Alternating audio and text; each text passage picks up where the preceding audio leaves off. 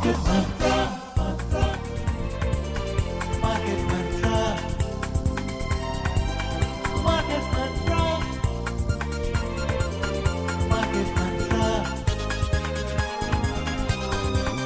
Market Mantra,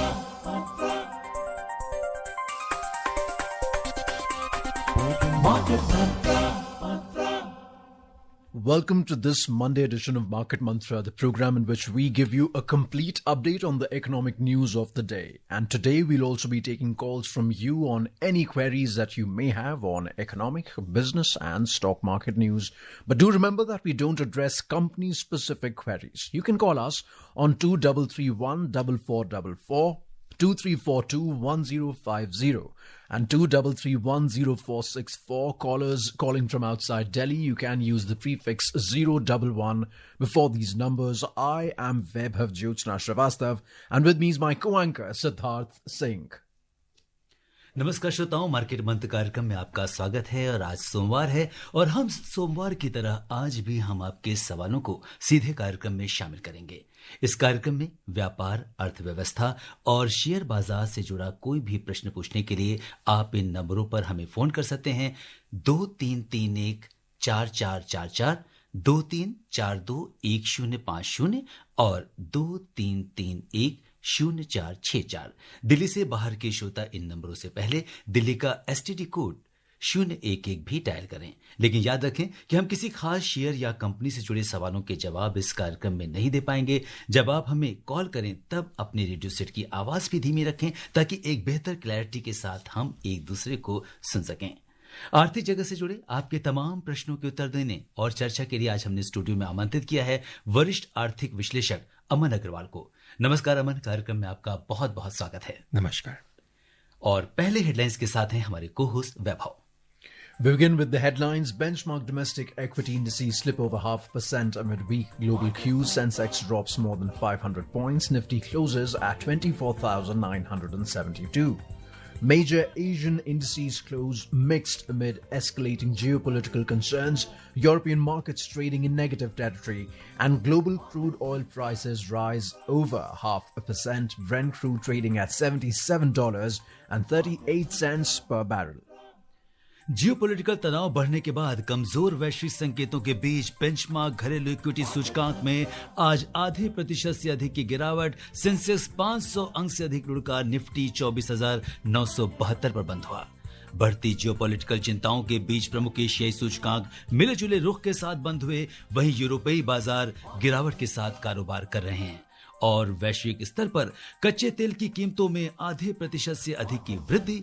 Brent crude $77.38 प्रति barrel पर कारोबार कर रहा था। Market Mantra,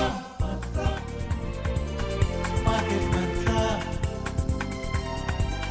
Market Mantra. और जियोपॉलिटिकल तनाव बढ़ने के बाद कमजोर वैश्विक संकेतों के बीच बेंचमार्क घरेलू इक्विटी सूचकांक में आज 0.5% से अधिक की गिरावट आई। बॉम्बे स्टॉक एक्सचेंज का सूचकांक 511 अंक गिरकर 81,897 पर बंद हुआ। नेशनल स्टॉक एक्सचेंज का निफ्टी भी 141 अंक गिरकर 24,972 पर बंद हुआ। हालांकि बंबई शेयर बाजार यानी बीएसई के व्यापक बाजार सूचकांकों ने बेहतर प्रदर्शन किया। मिड कैप इंडेक्स में 0.2% और स्मॉल कैप इंडेक्स में 0.5% से अधिक की बढ़त दर्ज की गई।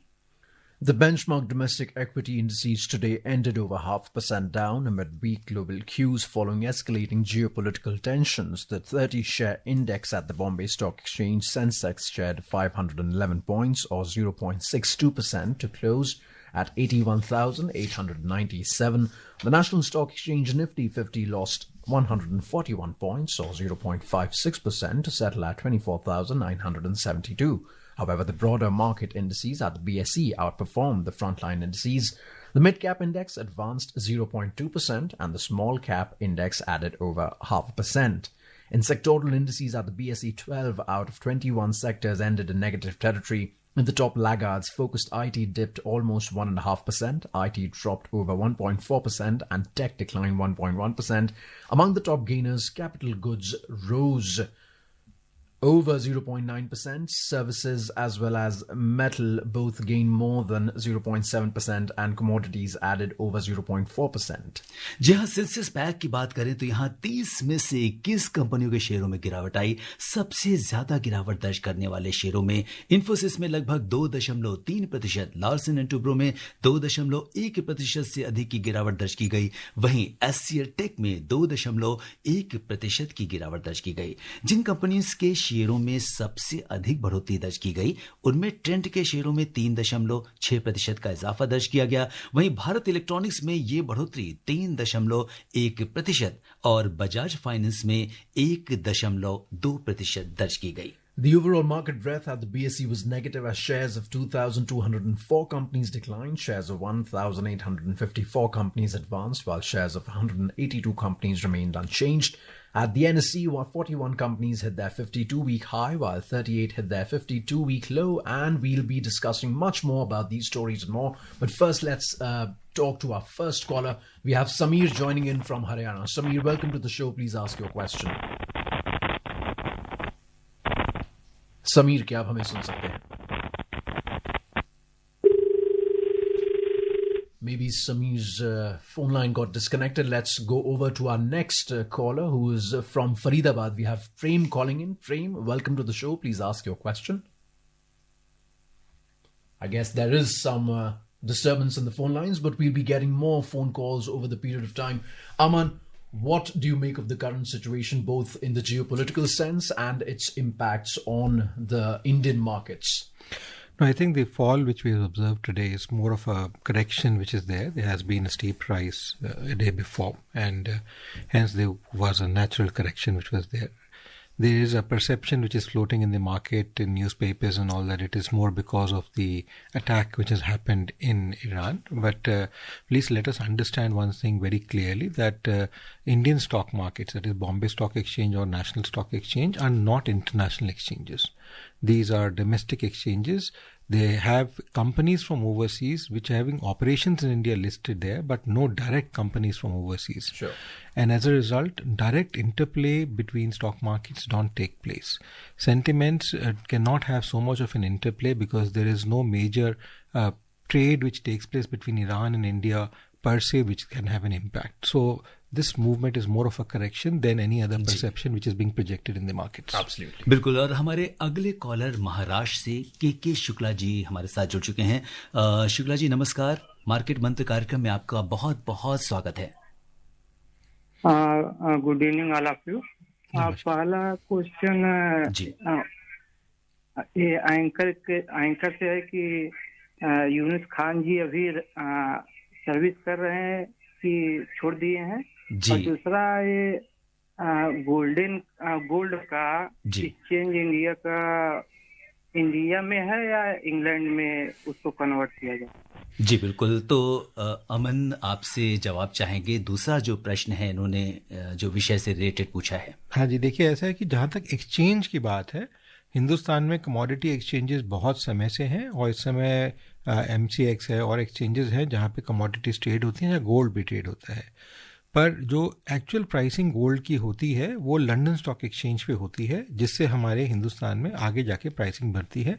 पर जहाँ तक फ्यूचर और फॉरवर्ड कॉन्ट्रैक्ट्स की बात है वो हिंदुस्तान के अंदर ही ट्रेड होते हैं MCX के ऊपर। And once again, we are joined in by Prem from Faridabad. Prem, welcome to the show. Please ask your question. Hello. नमस्कार जी। हेलो, नमस्कार जी। जी प्रेम जी, हम आपकी आवाज सुन पा रहे हैं। सबसे मैं ये पूछना चाहूंगा कि अब आने वाले समय में जितनी भी गाड़ियां आ रही हैं, बैटरी वाली गाड़ी आ रही है, इसकी जो मार्केट है, हाँ कि बैटरी के गाड़ियों का जो उत्पादन है, इसमें शेयर मार्केट में इसमें ज्यादा तेजी आने के चांसेस 100% है।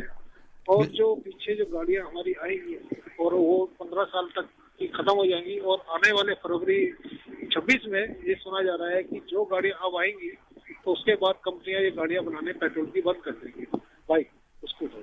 तो इसमें कहाँ तक ये मोटर इंडस्ट्री में कितना फर्क आने वाला है, आप जरा इसके बारे में बताएं।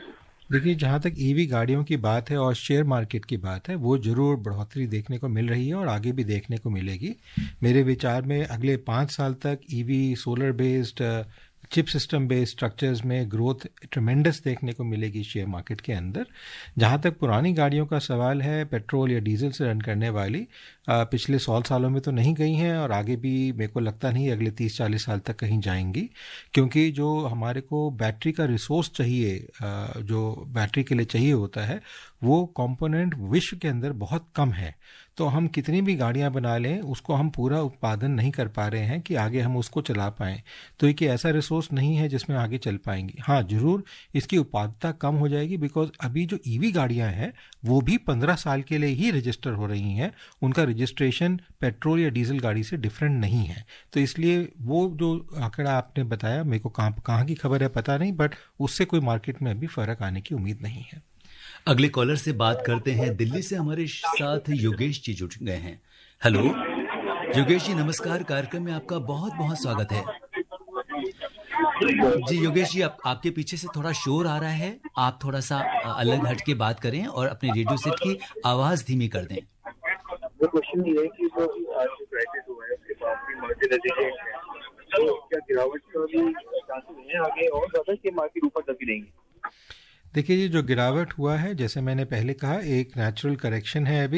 अभी ये कहना मुश्किल है कि मार्केट और गिरेगी या कम होगी। कैसे सिचुएशंस रहती हैं, कौन कौन सी मार्केट्स में क्या रहता है, उसके ऊपर थोड़ा इम्पैक्ट पड़ता है कि हिंदुस्तान की कंपनियों का क्या लेन देन रह रहा है उन कंट्रीज़ के साथ।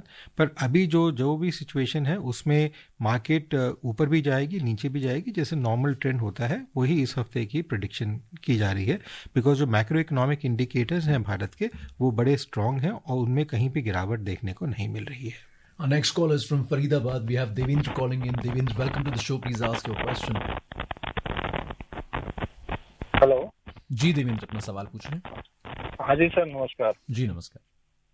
सर मेरा क्वेश्चन ये था कि जैसे हम कई बार देखते हैं कि एफआई और डीआई जो है खरीद रहे होते हैं, लेकिन फिर भी मार्केट गिर जाता है। तो इसका सर ये जानना चाह रहा था कि क्या इसका क्या रीजन रहता है इसके पीछे की, मतलब लोग मतलब एफआई भी खरीद रहा है, डीआई भी खरीद रहा है, तो फिर मेरे हिसाब से तो मार्केट बढ़ना चाहिए, फिर भी मतलब वो दिखता है कि गिर गया है। नहीं, आपने बिल्कुल ठीक कहा। देखिए, ऐसा होता है कि मार्केट में बहुत सारे इस समय खरीदार हैं और बेचने वाले हैं, और वो ऑनलाइन ट्रेडिंग होती है। पहले मार्केट जो होती थी, आज से 30 साल पहले, एक ट्रेड फ्लोरिंग ट्रेडिंग होती थी, वहाँ पे बोलते थे, करते थे, उसमें फिर भी कंट्रोल होता था। इस समय किस समय आदमी खरीद रहा है, बेच रहा है, और लास्ट मोमेंट पे कौन कर दे, जब तक वो मार्केट चल रही है उस समय तक जो बुक कर दे, उस हिसाब से वो गिरावट और उछाल देखने को मिलता है। तो एक प्रोजेक्शंस किए जाते हैं, उस हिसाब से एफआई और डीआई वगैरह खरीदते हैं, बट वो प्रोजेक्शंस के बेसिस पे ये नहीं है कि मार्केट सिर्फ गिरेगा या उछलेगा। कभी कभी जब सरकारें इंटरवीन करती हैं, जो भारत सरकार इतना ज़्यादा इंटरवीन नहीं करती है, कभी कभी देशों में देखा गया सरकारें इंटरवीन करके अपनी कंपनियों को कहती हैं कि वो खरीदें ताकि उछले। और ये कार्यक्रम जो नॉर्मली बजट के टाइम पे सारी सरकारों में भी होता है और हिंदुस्तान में भी पहले होता रहा है। तो उस समय हमने देखने को मिलता था कि बजट के बाद इमीडिएटली स्टॉक एक्सचेंज को आर्टिफिशियली बढ़ाया जाता था वो कंपनियों कह के। पर ऐसा जो है ये नहीं होता है कि क्योंकि खरीद रही है कोई सेगमेंट तो वही बढ़ता ही रहेगा। वो डिपेंड करता है कितना खरीदा जा रहा है, कितना बेचा जा रहा है। श्रोताओं, आप भी मार्केट बंद कार्यक्रम से जुड़ सकते हैं। अगर आपके मन में व्यापार, अर्थव्यवस्था और शेयर बाजार से जुड़ा कोई भी प्रश्न हो तो आप इन नंबरों पर हमें फोन कर सकते हैं। नंबर है 23314444, 23421050 और 23310464। और इससे पहले दिल्ली का STD कोड 011 लगाना ना भूलें। और हमारे अगले कॉलर जुड़ गए हैं महाराष्ट्र से मंगेश जी। हेलो मंगेश जी, नमस्कार। बहुत बहुत स्वागत है आपका कार्यक्रम में। My question was about the bank account. Yes. Because if I change my branch code, from one branch to another branch, because I want to now shift to a convenient branch, will it affect the NEFT trading in the form of interest, dividends, PF, pension, etc., which I have been Correct. So, it is always advisable as to wherever you have your accounts, it is better you can get your IFSC code changed in those places. However, please note that if the IFSC code does not change, the money still comes to the bank if the account number is correctly mentioned, and it will come into your account only. IFSC only helps redirect it within the banking system to that specified branch. So it may take, if it is a large transaction, it may take a few seconds more to get into your account as against a normal course which is there. But it is always advisable to have these parameters in correct form. That means the IFSC code in specific, which bears the branch code itself inside it, be correctly mentioned as wherever it is. But please do not worry. It is a well-tested system which we have done in our organization and even individuals, that for almost last 5-7 years with different banks, even if it is a different IFSC code, the money, if your account number is correct, will land up into your account. और कुछ और खबरों पर नजर डालते हैं। अंतर banking विदेशी मुद्रा बाजार में रुपए में गिरावट दर्ज की गई। आज रुपया 16 पैसे की गिरावट के साथ 86 रुपए 75 पैसे प्रति डॉलर के स्तर पर बंद हुआ। उधर दुनिया की अन्य 6 प्रमुख मुद्राओं की तुलना में डॉलर की मजबूती दर्शाने वाला डॉलर सूचकांक 99.33 पर था। और इस बीच हमारे साथ राकेश जी जुड़ गए हैं गाजियाबाद से। राकेश जी नमस्कार। हेलो जी राकेश जी नमस्कार, बहुत बहुत स्वागत है आपका कार्यक्रम में। ये पूछना चाहता हूँ सर से जी कि जैसे डॉलर की जो कीमत है जी, हमारे $1 की कीमत 85-86 रुपये आप बता रहे हैं, क्या हिंदुस्तान को कितनी और थोड़ी सी मेहनत करनी पड़ेगी जो हम डॉलर को पीछे कर दें, अपना रुपया $1 के बराबर $1 हो जाए? कहते हैं 1948 में हमारा इतना ही रुपया था $1 के बराबर। आपने तो ऐसा उतार चढ़ाव ऊपर नीचे इतना फर्क कैसे आ गया? थोड़ा इसके बारे में डिटेल से बताएंगे। और दूसरा सवाल ये है कि जो रेट सोने के जो फिक्स होते हैं वो ये अभी कैसे सेट होते हैं, कहाँ सेट होते हैं? अभी सोना गोल्ड खरीदने का वक्त है कि बेचने का वक्त? अमन जी। हाँ जी, देखिए ऐसा है, जहाँ तक रुपए और डॉलर की बात है तो मैं आपको बताऊं, जब हिंदुस्तान को आज़ादी मिली थी उस समय 50 पैसा का $1 हुआ करता था। मतलब $2 के बदले $1 के बदले $2 मिलते थे। तो रुपया स्ट्रांग था डॉलर से, और वो गिर गिर के इस समय जो है 85 रुपीज़ दे के $1 मिलता है। इसका नेचुरल जो तरीका होता है वो यही होता है कि हम ट्रेड कंपोनेंट को बढ़ाएं, अपनी अर्थव्यवस्था को स्ट्रांग करें, पर कैपिटा इनकम को बढ़ाएं और फैक्टर्स को अच्छा करें, और आहिस्ता आहिस्ता करके वो जब रुपये स्ट्रेंथन होने लगेगा, लोग इन्वेस्ट करने लगेंगे तो अपने आप बढ़ने लग जाएगा। दूसरा तरीका है जैसे चाइना करती है कि भारत सरकार आज सोचे कि रिजर्व बैंक ऑफ इंडिया कि मुझे ये मापदंड जो बास्केट ऑफ करेंसीज को लेके, मतलब अलग अलग करेंसीज की बास्केट होती है, लेके चले, उसको ना चला जाए और सीधा हम उसको कर दें, तो आज भी भारत सरकार $1 को $1 के बराबर करके मार्केट में उतार सकती है। उससे बहुत काला बाजारी बढ़नी शुरू हो जाएगी और चीज़ें प्रॉब्लम आएंगी, बट ये किया जा सकता है, थियोरेटिकली और प्रैक्टिकली पॉसिबल है। पर मेरे विचार में रिजर्व बैंक ऑफ इंडिया, जिसने एक फ्लोटिंग एक्सचेंज रेट जो बेस्ट सिस्टम माना जाता है करेंसीज का, 1978 से चला रखा है, उसको नहीं चेंज करेगी, और उसके मद्देनजर रखते हुए इसको धीरे धीरे करके बढ़ाया जाए। और पहले बढ़ा भी है, अटल बिहारी वाजपेयी जी के टाइम पे 40-42 रुपये से 30 रुपये 28 रुपये तक पहुंच गया था डॉलर के लिए। ये 2003-4 के आसपास की बात है। तो इसलिए ऐसा नहीं है कि नहीं जा सकता है, और जा भी सकता है, और रिजर्व बैंक ऑफ इंडिया ने पहले किया भी है इसको और करने दिया है इस चीज़ को। तो जहाँ तक आपने गोल्ड की बात करी, गोल्ड की प्राइसिंग जैसे मैंने पहले कहा था लंदन स्टॉक एक्सचेंज से आती है अंतर्राष्ट्रीय मार्केट में पूरे विश्व के लिए। उसके अलावा फिर हिंदुस्तान में अगर हम ट्रेडिंग कर रहे हैं, ज़्यादातर जो व्यापारी होते हैं वो लोकल एक्सचेंज से खरीदते हैं, फॉरवर्ड और फ्यूचर कॉन्ट्रैक्ट्स के थ्रू। जब वो खरीदा जाता है वो हिंदुस्तान के जो कमोडिटी एक्सचेंजेस हैं उन पे ट्रेड होता है। बट हम जो ये प्राइसेस, जैसे आकाशवाणी भी बताता है, ये प्राइसेस लंदन स्टॉक एक्सचेंज से आके फिर यहाँ पे ट्रेड करके बताए जाते हैं। And we have a next caller calling in from Mumbai. We have Vijay joining us. Vijay, welcome to the show. Please ask your question. Vijay ji, आप हमें सुन पा रहे हैं?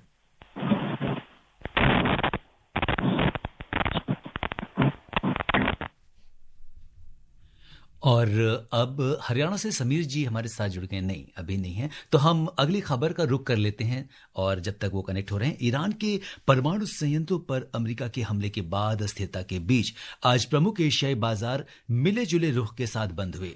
दक्षिण कोरिया का कोस्पी सूचकांक 0.2% से अधिक लुढ़का। वहीं सिंगापुर के स्ट्रेट टाइम्स और जापान के निक्केई सूचकांकों में 0.1% से अधिक की गिरावट दर्ज की गई। हालांकि हांगकांग का हैंगसेंग और चीन का शंघाई कंपोजिट सूचकांक 0.6% से अधिक की बढ़त के साथ बंद हुआ।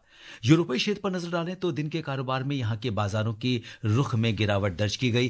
फ्रांस का कैक 0.6% से अधिक, वहीं जर्मनी के डैक्स में लगभग 0.5% की गिरावट दर्ज की गई। लंदन के FTSE 100 पर नजर डालें तो अंतिम रिपोर्ट आने तक ये 0.1% से अधिक की गिरावट के साथ कारोबार कर रहा था। Our next call is also from Mumbai. We have been joined by Amit. Amit, welcome to the show. Please ask your question.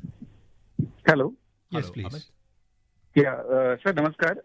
मुझे पूछना था सर कि मैं नाम नहीं लूंगा कि सर सेबी के कुछ रजिस्टर ऐसे ऐप है कि जिस द्वारा बॉन्ड्स बेचे जाते हैं 11 महीने के लिए, 7 महीने के लिए, तो उसकी जो रेटिंग्स जो होती है वो कैसे डिसाइड होती है अच्छी क्वालिटी की, जैसे A+ A वगैरह, तो और वो कौन डिसाइड करता है, क्रिसिल या और रिलेवेंट है क्या, वो उसके ऊपर चाहिए था। बिल्कुल A B B+ ऐसा। बिल्कुल, ये जैसे क्रिसिल आपने नाम लिया, ऐसे ही रेटिंग एजेंसीज होती हैं हिंदुस्तान की जो विख्यात हैं, वही ये डिसाइड करती हैं, और जो बॉन्ड्स या शेयर्स लिस्ट होते हैं उनको वही रेटिंग देती हैं और उनको मेजर करती रहती हैं, बार बार देखती रहती हैं। अगर क्वार्टर के बीच में भी कुछ प्रॉब्लम आती है तो उसमें भी वो उसको अपग्रेड या डाउनग्रेड कर सकती हैं। और हमारे अगले कॉलर दिल्ली से जुड़ गए हैं जय किशन जी।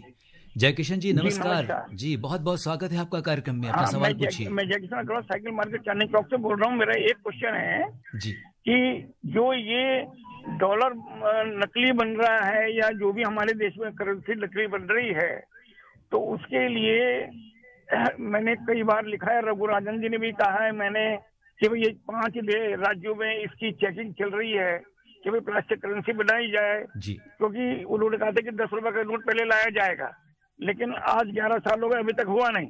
अगर प्लास्टिक करेंसी बन जाए तो ये है कि हमारे देश के अंदर जो है जो नोट फट को जाते हैं उससे पैसा ही बचेगा, नकली नोट भी नहीं बनेगा और जनता को सुविधा होगी। इस पर आपकी क्या राय है? आपने बड़ी अच्छी बात करी। 1970 में प्लास्टिक करेंसी जिसे कहते हैं क्रेडिट कार्ड्स आए थे, और उन्होंने ये दावा किया था कि अगले 5 से 10 साल के अंदर हम मार्केट में छा जाएंगे। अभी तक तो वो छा नहीं पाए हैं क्योंकि उसके अंदर क्रेडिट रेटिंग और क्रेडिट फैसिलिटीज़ का चक्कर होता है। पर जो डीमोनेटाइजेशन के बाद भारत सरकार ने की और करने के बाद जो एक डिजिटल वेव आई है, जहाँ पे एक आम आदमी भी आज UPI के थ्रू ट्रांसफ़र कर लेता है, और जो डिजिटल करेंसी की बात हुई है, डिजिटल रुपये की बात हो रही है, लागू किया जा रहा है, उसमें एक जेब से दूसरी जेब में डिजिटल फॉर्म में जाएगा।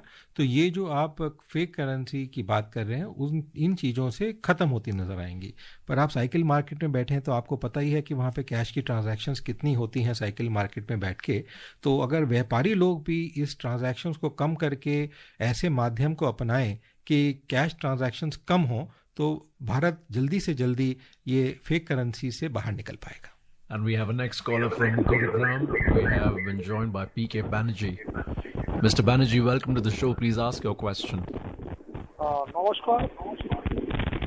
हाँ, जैसे म्यूचुअल फंड बैंकों के ब्रांच में हमें मिल जाता है, शेयर मार्केट को भी और आसान बनाया जाए, ब्रांच में बैंकों में इस तरह की सुविधा को जाने से मिले, क्योंकि क्या होता है कि कई ऐसा वर्ग है समाज में कि जिसको ब्रांच में जाने में सहूलियत होती है। इसमें फायदा हमें ही मिलेगा और शेयर मार्केट में नए लोग आएंगे।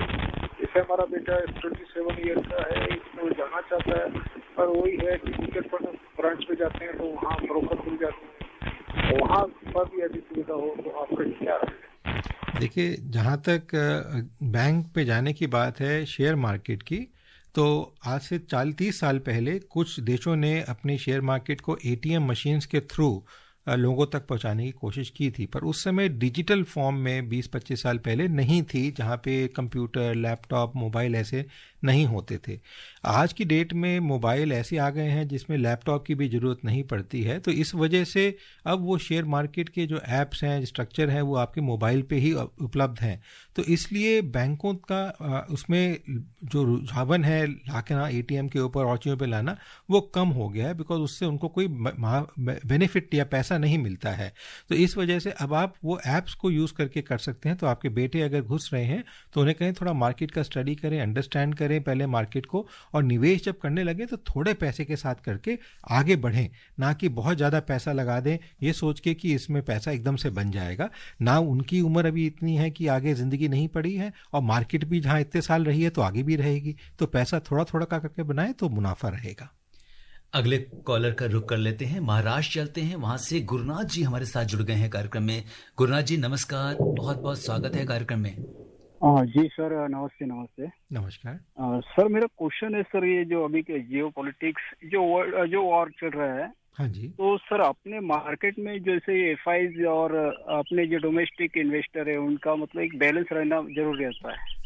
तो मार्केट बैलेंस, क्या एफआईज क्या इस टेंशन की वजह से कुछ हट जाएंगे अपने मार्केट से? और मेरा दूसरा सवाल है सर, जो ईरान ने कहा है कि उनका जो शिपिंग रूट है वो उसको ब्लॉक कर देंगे, तो क्या हमारी मतलब जो हमारे जो डीजल पेट्रोल और जो गैसेस वहाँ से ही सप्लाई होते होंगे, तो हमारे इकोनॉमी पे इसका क्या इम्पैक्ट पड़ेगा और रुपया कितना गिर सकता है? Thank you sir. देखिए जी, पहली बात तो यह है कि जो शेयर मार्केट के ऊपर मेरे को इसमें डायरेक्ट नहीं नजर आ रहा है। हाँ, कुछ टेंशन है हिंदुस्तान पाकिस्तान की जो इस समय स्थिर है, उस पर कोई चर्चा नहीं है, कोई ना डिबेट है। पर जैसे भारत सरकार ने कहा कि war has not ended with Pakistan, अगर वो चीज़ होती है तो उस केस में ज़रूर कुछ फ़र्क पड़ता है। बट ईरान की जो वॉर चल रही है इसराइल के साथ, और जिसमें अमेरिका भी अब थोड़ा सा दखलंदाज किया है उसने, मेरे विचार में उसमें से डायरेक्ट चाहे FIS का हो चाहे डोमेस्टिक का हो उसका कोई इम्पैक्ट नहीं आएगा। जहाँ तक आपने तेल की बात करी, हिंदुस्तान में तेल क्या है, जब से इराक गया है उसके बाद से डाइवर्सिफाई कर दिया है भारत सरकार ने कि अब सिर्फ हम एक अरेबिक रीजन से तेल नहीं लेते हैं, अमेरिका से भी ले रहे हैं, अरेबिक से भी ले रहे हैं, इधर एशिया से भी कुछ कंट्रीज से ले रहे हैं। और वो हमने जो कॉन्ट्रैक्ट अब हैं, पहले होते थे 20-20, 25-25 साल के कॉन्ट्रैक्ट। जैसे अभी मोदी जी पिछली टर्म में अमेरिका गए तो उन्होंने गैस के लिए कॉन्ट्रैक्ट बड़ा लंबा 20 साल का कॉन्ट्रैक्ट साइन किया। तो पहले जो कॉन्ट्रैक्ट तेलों में होते थे वो 15-15, 20-20, 25-25 साल के होते थे। अब जो है वो 2 से 3 साल, मैक्सिमम 5 साल का होता है। तो इसलिए वो कॉन्ट्रैक्ट्स की प्राइसेस फिक्स की जाती हैं जिससे 99% हम तेल खरीदते हैं। तो इसलिए थोड़ा बहुत डिस्टर्बेंस जरूर आएगा, पर उससे हिंदुस्तान की मार्केट शेक नहीं होगी। And we have our next caller from Maharashtra, Mukund जी, आपका स्वागत है, अपना सवाल पूछिए। नमस्ते ऑल मार्केट मंत्र टीम को। मेरा सवाल ये है, मैं प्राइवेट कंपनी में एम्प्लॉय था जी, तो मेरा जो पेंशन आता है तो उसको मैं मेरे मिसेस का नाम लगा सकता है क्या? ज्वाइंट अकाउंट सेविंग बैंक में मेरी पेंशन जमा हो सकती है क्या? एक सवाल ये होगा। और दूसरा सवाल ये है, जो PPF हो या सीनियर सिटीजन स्कीम का जो खाता रहता है उसको मैं मेरा NRI लड़के का नॉमिनी करके नाम लगा सकता हूँ क्या? बिल्कुल, पहली चीज जो आपने कहा, जो पेंशन जिसमें आपकी आती है उस पेंशन में आप जॉइंट अकाउंट होल्डर दूसरे को बना सकते हैं, जिनको भी बनाना चाहें। और ये अच्छा रहेगा कि कल को अगर कुछ होता है तो वो उसके पैसे के अधिकारी बन जाते हैं। दूसरी बात, जो आपने NRI की बात की, नॉमिनेशन आप किसी का भी बना सकते हैं, और वो NRI हैं तो हिंदुस्तान सिटीजन तो है ही, उनको आप जॉइंट अकाउंट होल्डर भी बना सकते हैं। बिकॉज नॉमिनेशन बनाने से वो फुल राइट उनको नहीं मिलता है, वो फिर भी कस्टोडियन या ट्रस्टी रहते हैं। पर जो को ओनर होता है अकाउंट का, उसको 100% उस पैसे के ऊपर राइट होता है। तो एक ये फ़र्क देखना जरूरी है। और NRI होकर वो अकाउंट होल्डर बन सकते हैं, ऐसा कोई दिक्कत नहीं है उसके अंदर। फॉरेन ओनर, फॉरेन सिटीजन होते तो उसमें अगर वो OIC लेते तो उनके नॉमिनी में कर सकते थे, जॉइंट अकाउंट होल्डर आपके साथ नहीं बनते, बिकॉज उसमें कुछ डॉक्यूमेंटेशन और बढ़ जाती है, अदरवाइज बन सकते हैं। Moving on to our next story, crude oil prices jumped today to their highest since January as the United States weekend moved to join Israel in attacking Iran's nuclear facilities, stoked supply concerns. Brent crude was trading almost 0.5% up at $77.38 per barrel, while WTI crude was trading over 0.5% up at $74.24 per barrel when reports last came in. And moving over to the gold and silver news, in the Indian bullion market, 24-karat gold was trading nearly flat at 99,240 rupees per 10 grams, while silver 999 fine was trading over 0.2% up at 107,010 rupees per kilogram a short while ago. Aman ji, market mantra कार्यक्रम में आने, हमसे चर्चा करने और श्रोताओं के तमाम सवालों के जवाब देने के लिए आपका बहुत बहुत धन्यवाद और आभार। नमस्कार। And before we close, a look at the headlines once again. Benchmark domestic equity indices slip over 0.5% amid weak global cues. Sensex drops more than 500 points. Nifty closes at 24,972. Major Asian indices close mixed amid escalating geopolitical concerns. European markets trading in negative territory. And global crude oil prices rise over 0.5%. Brent crude trading at $77.38 per barrel. And that's it in this edition of Market Mantra. For now, Namaskar.